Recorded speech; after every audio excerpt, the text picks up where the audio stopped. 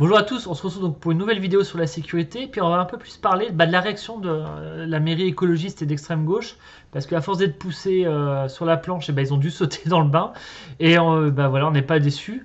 Avant cela, je vous rappelle que vous pouvez vous abonner à cette chaîne et activer la petite cloche pour être informé quand une nouvelle vidéo sort. Vous pouvez bien sûr liker et commenter ces vidéos. Et puis si vous partagez un peu mes idées, vous pensez ce que je dis, c'est pas trop bête. Vous pouvez aussi partager cette vidéo sur les réseaux sociaux pour qu'on soit de plus en plus de monde à échanger sur les sujets que j'aborde et puis à faire monter un peu l'édifice dans notre sujet là d'aujourd'hui, par exemple de l'amélioration de la qualité de vie à Lyon. Voilà.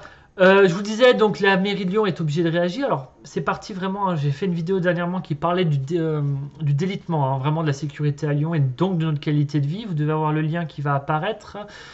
Euh, et donc il y a eu encore hier un autre rodéo, donc place Bellecour. C'était à partir de ces rodéos de la place Bellecour et de la place des Terreaux qui avaient vraiment fait du bruit, où Grégory Doucet avait été un peu poussé à la réaction. Et donc là il a réagi assez rapidement, il faut l'admettre, après ce rodéo sur la place Bellecour, mais bon, d'une manière qui image réellement ce que je vous dis depuis pas mal de temps, que ces gens ne sont pas câblés idéologiquement, intellectuellement pour agir sur les questions de sécurité et de tranquillité.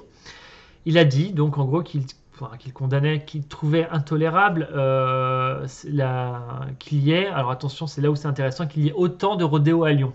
C'est surtout sur le autant, parce qu'on n'est pas sur une question de quantité à Lyon, c'est que juste il est totalement intolérable que des gens puissent simplement imaginer le fait qu'ils puissent aller faire un rodéo sur la place Bellecour ou la place Terreau, mais dans toutes les rues de Lyon d'ailleurs. Ça devrait même pas passer dans l'esprit des gens. Donc voilà, c'est vraiment ce que je vous dis de pas mal de temps. Il y a un problème chez les écologistes et on le voit donc dans des plans d'action qui commencent à devoir mettre parce qu'ils sont vraiment poussés. Là, par exemple, on a eu un feu d'artifice sauvage à la Guillotière, donc ce fameux quartier martyr de l'insécurité à Lyon, de l'extrême gauche, hein, qui justement a fait un feu d'artifice sauvage en solidarité avec les outragés et autres opprimés de la planète et dont les Palestiniens. Voilà. Donc ça a réveillé la moitié de Lyon, on se demandait ce qui se passait. Et donc ça a été condamné par la préfecture, la mairie derrière. Donc vous voyez bien qu'ils sont toujours, maintenant ils sont poussés à être dans la condamnation. Mais alors, par contre, quand on rentre dans la partie vraiment action, là c'est plus compliqué. On va pas se mentir, comme je vous dis, ils sont pas vraiment aptes à aller sur ces sujets-là, parce que pour eux la sécurité, c'est un sujet de facho entre guillemets, et que le sentiment d'insécurité, c'est un sentiment de gens qui sont troublés dans leur confort bourgeois, dans leurs appartements de la presqu'île. Alors qu'à Lyon, là, sincèrement, la sécurité, c'est peut-être la chose la plus égalitaire de la ville. Tout le monde est solidaire dans ce problème, que ce soit l'habitant populaire de Mermoz ou de la Guillotière, ou alors le grand bourgeois de la presqu'île de Lyon. Voilà, sincèrement, je pense qu'on pourrait tous en parler tranquillement autour d'un café et avoir les mêmes mots, les mêmes problématiques. Donc finalement, la sécurité est un nivellement par le bas pour tous. Bon, je le dis sur le ton de l'ironie, mais c'est plutôt dramatique. Donc je vous parlais justement de l'action de ces gens à la Guillotière, donc il y a eu des débats. Il y a eu donc des concertations et ils vont mettre visiblement en place des ateliers de collaboratifs, coopératifs pour faire un bilan de la situation à la Guillotière, pour voir les problèmes et trouver des solutions à l'horizon de l'hiver. Donc déjà c'est trop tard. Et puis sincèrement les problèmes, je pense que tout le monde les connaît, c'est assez ciblé.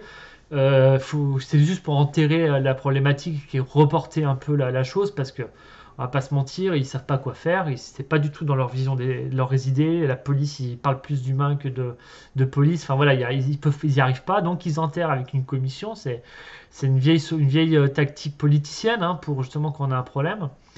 Et puis ils arrivent avec leur solution de gauche. D'habitude, la gauche nous avait habitués à faire des badges, et eux ils veulent faire une fresque, certainement pour célébrer le vivre ensemble et le respect mutuel.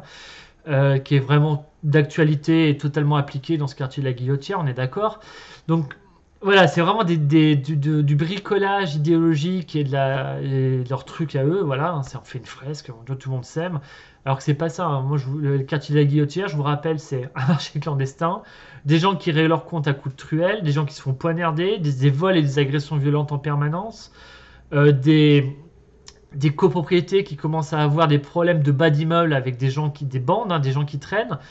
Voilà, c'est quand même c'est très marqué, les problématiques sont identifiées, les secteurs sont identifiés. Voilà, je pense que les habitants de la Guillotière n'attendent pas une fresque. Et je mets ça en parallèle avec ce qui s'est passé dans le quartier Stalingrad à Paris, qui est pour moi une chose très grave, parce qu'à Stalingrad, la ligne rouge qu'il ne faut pas franchir, qui est l'intervention de leur propre chef d'habitants face à une situation de sécurité. Alors eux, c'est des dealers et des consommateurs de crack. C'est vraiment une problématique très très très très grave, hein. Parce que le crack, c'est une drogue qui est pas chère et vraiment qui fait des ravages. Eux, ils ont pris les choses en main, et ce qui ne doit pas être fait parce que c'est sincèrement la police, la justice, c'est l'État et la dynamique, enfin voilà, la dynamique de sécurité et de tranquillité publique, c'est les communes. Voilà, donc il faut vraiment pas aller là-dedans. Moi, c'est ma grande peur, c'est que ça se produise à une chose comme ça se produise à la Guillotière. C'est ma grande inquiétude. C'est vraiment quelque chose que je ne veux pas. Et je le répète, ne tombez pas dans ce piège-là parce que les écolos, bah, comme je vous dis, la sécurité c'est un problème de facho, donc on sait très bien qu'est-ce qu'ils vont faire. Ils vont accabler les habitants. Donc n'allez pas là-dedans. Et puis voilà. Alors je vous parais peut-être un peu en disant que c'est les écologistes, tout ça, ils sont incapables. Oui, ils sont incapables d'aller dans ce sujet-là de manière efficace parce qu'ils sont pas dans leur idéologie. Eux, ils sont sur le changement du système, l'anticapitalisme, l'écriture inclusive, la critique du Tour de France, etc. Les politiques genrées, enfin, ils sont dans leur truc. Et c'est un vrai problème. Et j'attends rien d'eux. D'ailleurs, les difficultés de recrutement de la police municipale, faut pas aller chercher très loin. C'est que personne ne veut travailler pour des gens qui vont accabler les policiers municipaux à enfin, la moindre vraie ou surtout fausse problématique. Ils iront pas dans le détail. Donc personne ne veut venir parce qu'ils n'ont pas confiance en leur chef. Et quand vous allez sur le terrain en tant que policier municipal, il faut mettre en confiance absolue avec vos supérieurs que avoir peur d'un coup de couteau dans le dos. Voilà. Donc, on est vraiment sur cette situation-là. Il ne faut pas être défaitiste, bien sûr, parce que c'est pas dans ma nature et sinon je ne ferais pas de la politique. Il faut penser que les élections présidentielles arrivent et la sécurité sera un sujet majeur. Donc, cette petite vidéo que je vous encourage encore à partager, mais tout ce qui est fait, les associations et compagnie, les habitants qui mettent sur les réseaux sociaux des vidéos, des photos, voilà. Tout ça, ça permet de rendre plus visibles les problèmes de sécurité à Lyon, les problèmes de qualité de vie, parce que c'est là, si des gens partent de Lyon aujourd'hui, si des écoles ferment parce que des gens partent de Lyon dans la presqu'île par exemple, c'est dû à ce problème de sécurité, ces nuisances. Et donc si vous mettez la lumière là-dessus, c'est beaucoup plus dur d'enterrer la chose et ça permet d'être à Lyon. Alors, c'est pas de gaieté de cœur que je dis que Lyon doit être un symbole de la montée d'explosion de la sécurité dans notre pays. Mais dans le cas d'une élection présidentielle, c'est intéressant ce symbole parce que peut-être qu'ils viendront à Lyon faire des présentations. Les candidats viendront à Lyon présenter leur programme ici. Et ça deviendra un symbole dès l'arrivée au pouvoir d'un président de la République ou d'une présidente de la République. J'espère un. Enfin bon, vous avez compris. Ça permettra justement peut-être de régler nos problèmes par l'État. Parce que par la municipalité, moi sincèrement, j'ai aucun espoir qu'ils nous fassent quelque chose. L'argument qui va dans ce sens-là, c'est Grenoble, les amis. Regardez Grenoble, regardez ce qu'ils ont fait en 12 ans. Voilà, enfin, en 2 mandats, ils ferment des crèches plutôt que d'assurer la sécurité. Je ne veux pas arriver à ça. Et puis je vous avais aussi parlé, alors un peu une sorte d'argument d'autorité très ironique et taquin comme j'aime bien être. Je m'inquiétais de la libération là, qui va avoir lieu avec la fin du confinement, le couvre-feu qui va être retardé, la réouverture des restaurants, enfin le retour à la vie, quoi, enfin.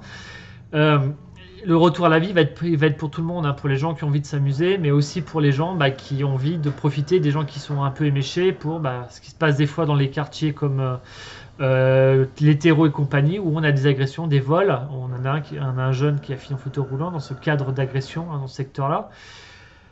Et je vous disais, moi je me sentais plus apte à préparer la fête qu'à préparer la tranquillité des gens qui ont envie de respirer. Ça n'a pas manqué, vous savez, pour le déconfinement, le retour à la vie. Il le veut, la retour à la vie printanier, écolo, bio, fleuri, voilà, parce qu'on va avoir chacun un petit sachet de graines pour planter des fleurs sur nos balcons, dans les rues, dans les parcs. Voilà, c'est génial. Non, mais c'est fantastique. Et puis en fait, je suis très mauvaise langue parce que on n'a rien compris, les amis. Ce qui se passe place Bellecour avec les motos, c'est pas du tout un rodéo, c'est une opération de labour. Ils sont en train de préparer les sols pour qu'on puisse semer nos petites fleurs. Voilà, donc je finis sur ce trait d'humour un peu froid, un peu d'humour noir, je serais tenté de dire. Mais il faut vraiment être conscient qu'il y a un vrai problème, qu'il faut vraiment, vraiment, vraiment mettre la lumière sur le moins de problèmes de sécurité. N'hésitez pas à le dire, n'hésitez pas à en parler, parce que c'est avec cette lumière qu'on va gêner. et qu'on va forcer à trouver une solution. Bah, si c'est pas la municipalité, ça sera l'État. Et puis voilà, et surtout pas les habitants. À bientôt!